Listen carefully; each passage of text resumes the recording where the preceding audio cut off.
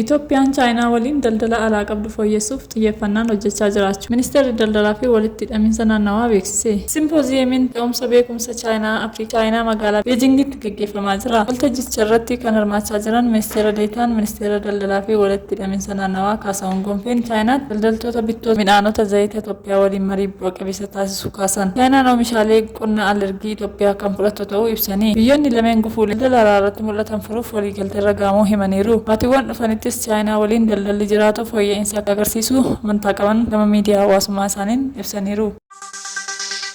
Gadaa mallattoo qaroomina uummata gurraachaa kalaqa uummata Oromoo. Oromoon sirna gadaa ittiin bulaa dhufeen sirna bulchiinsa dimookiraasii ammayyaaf fakkeenya ta'ee addunyaaf gumaache. Sirna gadaa Oromoon siyaasa, dinagdee fi hawaasummaa isaatiin gaggeeffatu hariiroo uumaaf uumama ittiin tolfachuun har'a ga'eedha. Oromoon sirna gadaa ittiin bulaa dhufeen sirna bulchiinsa dimookiraasii ammayyaaf fakkeenya ta'ee addunyaaf gumaache. Sirna gadaa Oromoon siyaasa, dinagdee fi hawaasummaa ittiin gaggeeffatu hariiroo uumaaf uumama ittiin tikfatuun har'a ga'eedha. Gadaan dhiibbaawwan garaagaraan akka laaffatu taasifamuuf ooltee bultee Oromoo keessaa ba'uu hin danda'u ture. Mootummaan naannoo Oromiyaa tarkaanfii duudhaa ganamaatti deebi'uu jedhuun hojiiwwan hojjetaman sirna gadaa akka bu'uureffatan taasisuun hojjechaa jira. Godinoota Booranaatti sirni gadaa duudhaa isaa ganamaa karaa eeggateen raawwatamaa kan jiru yoo ta'u, baalliinis yeroo fi duudhaa isaa eeggachuun ardhaa jiilaatti harkaa fuudhama. Gadaan Booranaa 72ffaanis baallii fuudhuuf jiilota garaagaraa godina Boorana Bahaa aanaa Areerootti jiilicha jiruun doriin damee konnituu hayyoota hayyummaa miidhichaa argatan 17 lallabuuf qophii taasisaa jira. Hayyoonni lallabaaf qophaa'an kunneen Gooroo Gadoomaatti sadarkaa gadaa dabretti galata